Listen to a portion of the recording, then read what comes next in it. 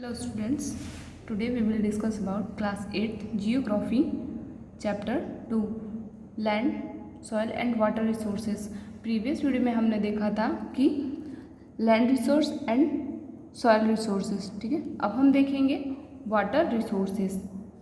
Water is one of the most important natural resources.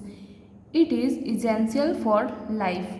Water on earth exists mainly in third form: water vapor in the atmosphere, water in the oceans, rivers and lakes, and ice in the mountains and polar regions. It means जो water है वो क्या है, हमारे life के लिए बहुत ज़्यादा इम्पॉर्टेंट है, ठीक है। ये क्या है, हमारे पास एक नेचुरल रिसोर्स के रूप में अवेलेबल है जो कि लाइफ के लिए और हमारे डेली रूटीन के लिए बहुत ज़्यादा इम्पॉर्टेंट होता है, ठीक है। और जो वाटर है वो मेनली थ्री फॉर्म्स में जो है वो क्या करता है, एग्जिस्ट करता है अर्थ पे। इट मीन्स सबसे फर्स्ट है हमारा वाटर वेपर के फॉर्म में, जो कि एटमॉस्फेयर में जो वाटर है हमारा वो किस फॉर्म में है, वेपर के फॉर्म में है, ठीक है। और फिर लिक्विड के फॉर्म में है जो कि ओशियन में, रिवर्स में और लेक्स वगैरह में फ्लो होता है। और फिर ice in the mountains and polar regions, और किस फॉर्म में है, आइस फॉर्म में है। इट मीन्स हमारा जो वाटर है वो थ्री फॉर्म में है, एक्सिस्ट करता है अर्थ पे: सॉलिड, लिक्विड और गैस फॉर्म में, ठीक है। Oceans account for about 97% of total water on earth. It means ocean में क्या है, हमारे अर्थ पे जो टोटल वाटर लेवल अवेलेबल है उसका 97% कहाँ पे, हमारे ओशियंस में है, ठीक है। Oceans water being silence can not be use for domestic agriculture and industrial process. It means जो वाटर है ये 97% ओशियन वाटर है, वो क्या है, वो हम किसी तरीके से यूज़ नहीं कर सकते उसे, ना कि डोमेस्टिक में, ना एग्रीकल्चर में, ना इंडस्ट्रियल प्रोसेस में, किसी चीज़ में यूज़ नहीं कर सकते। क्यों? क्योंकि वो क्या होता है, बहुत एसिडिक होता है और उसमें बहुत ज़्यादा क्या होता है, केमिकल्स वगैरह यूज़ होते हैं, सॉल्ट भी बहुत ज़्यादा होता है। इसीलिए इस पर्पज़ से हम ये जो है वाटर यूज़ नहीं कर सकते हैं, ठीक है।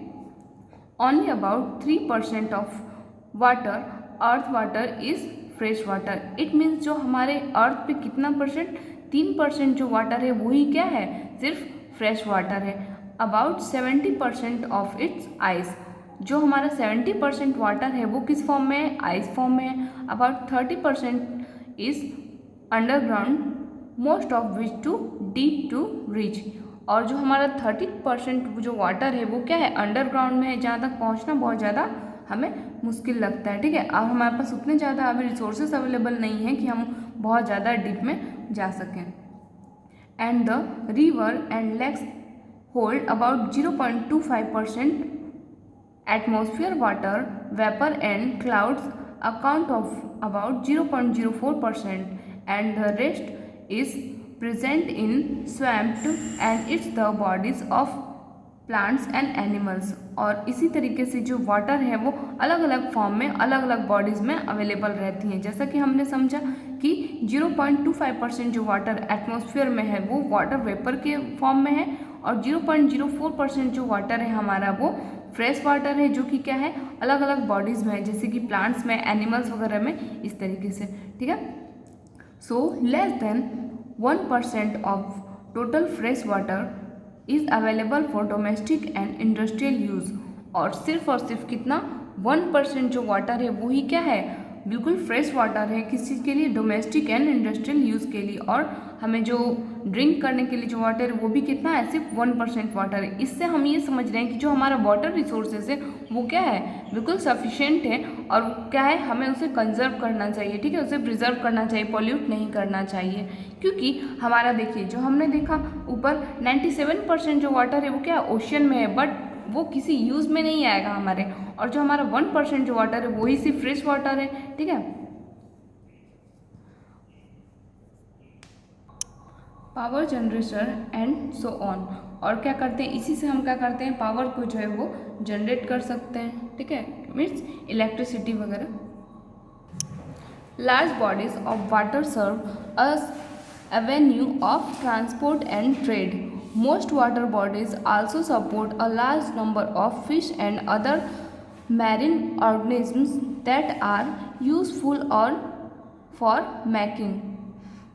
इट मीन्स जो लार्ज बॉडी मतलब जो बड़ा परिवहन का हमारा साधन है वो क्या करता है, हमारे जो ट्रांसपोर्ट है और जो ट्रेड है उसे क्या करता है, उसको मतलब बढ़ाता है, ठीक है। और जो वाटर की मतलब वाटर बॉडीज़ हैं वो क्या करती हैं, वो फिशेस होती हैं और जो मैरीन ऑर्गन्स है उनको सपोर्ट करती हैं, ठीक है। जैसे उसके व्यापार में जो है बढ़ावा करती हैं, तो उससे क्या होता है, हमारे इकोनॉमिकल रूप से हम जो है बहुत मजबूत होते हैं, ठीक है। उसके बाद जो वाटर बॉडीज़ है वो क्या करती हैं, अलग अलग क्लाइमेट से वो क्या होती हैं, इन्फ्लुएंस होती है, प्रभावित होती हैं, ठीक है। जैसे जिस तरीके का क्लाइमेट रहेगा उस तरीके से क्या है, जो वाटर वेपर का जो फॉर्म है, आइस फॉर्म है, लिक्विड फॉर्म है, ये क्या है, ये क्लाइमेट का ही फॉर्म है। तो ये क्या होता है, जो वहाँ का एटमॉस्फेयर है, इंडिविजुअल प्लेस का एटमॉस्फेयर, उसको क्या करता है, उसको चेंज करता है, उसके अकॉर्डिंग उसमें इन्फ्लुएंस होता है, प्रभावित होता है, ठीक है। As water absorb store more heat than most other liquids। जो वाटर है, जो हीट है वो क्या करता है, ज़्यादा से ज़्यादा वाटर को जो है वो क्या करता है, एब्जॉर्ब करता है, ठीक है। और जो मतलब जो बड़ी बॉडीज होती हैं, large bodies of water have to moderate the extremes of temperature on earth. और जो मतलब वाटर जो होता है वो जो बड़ी बॉडीज मतलब कि बड़ा लैंड फॉर्म होता है वो क्या करता है, वाटर एब्जॉर्ब कर लेता है। जैसे कि बहुत ज़्यादा हीट होने की वजह से क्या होता है, वाटर वो बहुत ज़्यादा तेज़ी से एब्जॉर्ब करता है। और जो हमारे ओशियंस है वो क्या है, हमारे जो ओशियंस है वो मेन फॉर्म है, मेन रिसोर्स है किस चीज़ का, वाटर वेपर जो हमारे एटमॉस्फेयर में प्रेजेंट होता है उसका, ठीक है। और वही कारण बनते हैं किस चीज़ का, जो भी हमारे साइकिल चलते हैं, वाटर साइकिल जो चलता है उसका क्या होता है, ये कॉज होता है, उसी के कारण से ये होता है, ठीक है। Rivers are one of our major sources of water. Projects undertaken the utilize river water efficiently usually involve the constructions of dam and reserves for storing water and canals for diverting water to the crop field। it means जो water है, हमारा जो water form है वो क्या है, mainly resource है, river से हमें जो है वो वाटर मिलता है, ठीक है। और इस पे तरह तरह के जो प्रोजेक्ट्स वगैरह हैं वो बनाए जाते हैं, जैसे कि बड़े बड़े डैम हो गए, ये सारी चीज़ें जो हैं वो क्या है, हमारा जो वाटर है, वाटर रिसोर्स जो हमें अवेलेबल है उसके थ्रू ये सब चीज़ें हमारे पास अभी प्रेजेंट में अवेलेबल है, ठीक है। और जो डैम वगैरह हैं वो हमारे फ्लूड को भी रोकते हैं, ठीक है। और क्रॉप वगैरह, क्रॉप फील्ड्स जो है वहाँ पे उसे हम डाइवर्ट कर सकते हैं उसके थ्रू। जैसे अगर कोई रिवर है उसका फ्लो कहीं और है तो हम क्या कर सकते हैं, डैम वगैरह कैनल बना करके उसको डाइवर्ट कर सकते हैं, ठीक है, जिस फील्ड में हमें क्रॉप वगैरह ग्रो करना है उस फील्ड में, ठीक है। और बहुत सारे ऐसे प्रोजेक्ट्स हैं जो कि क्या हैं, अलग अलग पर्पज़ से बनाए जाते हैं रिवर्स पे, ठीक है। और फिर उससे क्या होता है, उसमें बहुत सारे जो है मतलब अलग अलग तरीके से हमें उससे प्रॉफिट गेन होता है, जैसे कि हम उससे बहुत सारी चीज़ें कंट्रोल कर सकते हैं, ठीक है। और प्रोडक्शन ऑफ हाइड्रो इलेक्ट्रिसिटी, जिससे कि क्या होगा, हमारे पास इलेक्ट्रिसिटी की कमी नहीं होगी, ठीक है। तो इसीलिए डैम वगैरह जो होते हैं वो रिवर्स पे बनाए जाते हैं, ठीक है। और फिर इसे हम क्या करते हैं, they are known as multipurpose river valley projects. इसे हम कहते हैं multipurpose river valley project. It means कि जो हमारे रिवर्स है वो मल्टीपर्पज़ काम में आते हैं, जैसे कि हमने देखा कि क्रॉप वगैरह, क्रॉप फील्ड में आते हैं, इंडस्ट्रियल में आते हैं, ठीक है। इस तरीके से अलग अलग फील्ड में हम इसे यूज़ कर सकते हैं, इसीलिए इसे हम कहते हैं मल्टीपर्पज़ रिवर वैली प्रोजेक्ट, ठीक है। Thank you, have a good day.